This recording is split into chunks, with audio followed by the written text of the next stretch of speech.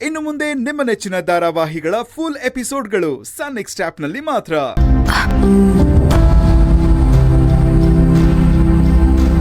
ಇವಳ್ಯಾಕೆ ಹೀಗ್ ಮಲ್ಗಿದಾಳೆ? ಪ್ರಿಯಾ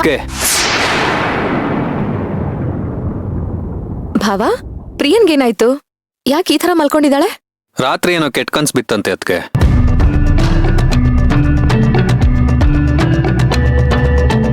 ಅದಕ್ಕೆ ರಾತ್ರಿ ಪೂರ್ತಿ ನಿದ್ದೆ ಮಾಡಿಲ್ಲ, ಭಯ ಪಟ್ಕೊಂಡು ಈ ರೀತಿ ಮಲ್ಕೊಂಡಿದ್ದಾಳೆ. ಹೌದಾ? ಹ್ಞೂ ಅದಕ್ಕೆ. ಇರಿ, ನಾನು ಹೇಳಿಸ್ತೀನಿ ಅವಳನ್ನ. ಬೇಡ ಬೇಡ, ಬೆಳಗಿನ ಜಾವ ಮಲ್ಗಿದಾಳೆ ಅಂತೀರಾ, ಮಲ್ಕೊಂಡ್ ರೆಸ್ಟ್ ತಗೊಳ್ಳಿ. ನೀವು ಕಾಫಿ ತಗೊಳ್ಳಿ. ಭಾವ, ಆದ್ರೂ ನಮ್ ಪ್ರಿಯಾ ಕನ್ಸನ್ನೆಲ್ಲ ಸೀರಿಯಸ್ ಆಗಿ ತಗೊಂಡು ಅದಕ್ಕೆ ಹೆದರ್ಕೋತಾಳೆ ಅಂತ ನಿಮ್ಗೆ ಅನ್ಸುತ್ತಾ? ನನಗೂ ಅದೇ ಆಶ್ಚರ್ಯ ಆಗಿದ್ದು ಅದಕ್ಕೆ. ಅದು ಅವಳು ಹೆದರ್ಕೊಂಡಿರೋದು ಯಾವುದಕ್ಕೆ ಅಂತೀರಾ? ಒಂದು ಚಿಕ್ಕ ಮಗುಗೆ.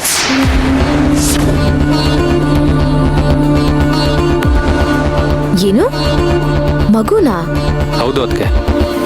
ಯಾವುದೋ ಮಗು ಅವಳನ್ನ ಕನ್ಸಲ್ಲಿ ಓಡಿಸ್ಕೊಂಡ್ ಬಂತಂತೆ. ಇವಳು ಕೆಳಗ್ ಬಿದ್ಲಂತೆ. ತುಂಬಾ ಭಯ ಆಗಿ ಅಳ್ತಿದ್ಲು.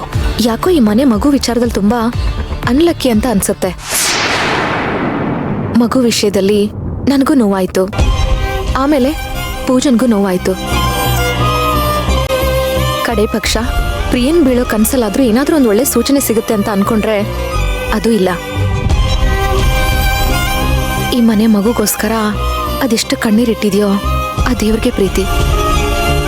ಆದ್ರೆ ಯಾರ ಮಡ್ಲು ತುಂಬಲಿಲ್ಲ, ಎಲ್ಲ ಬರೀ ನಿರಾಸೆ.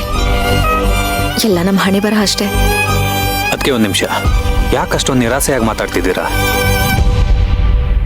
ಯಾರಿಗಮ್ಮ ಅನ್ಸ್ಕೊಳ್ಳೋ ಯೋಗ್ಯತೆ ಇದೆಯೋ ಇಲ್ವೋ ನನಗೆ ಗೊತ್ತಿಲ್ಲ, ಆದ್ರೆ ನಿಮ್ಗಂತೂ ಆ ಯೋಗ ಇದೆ.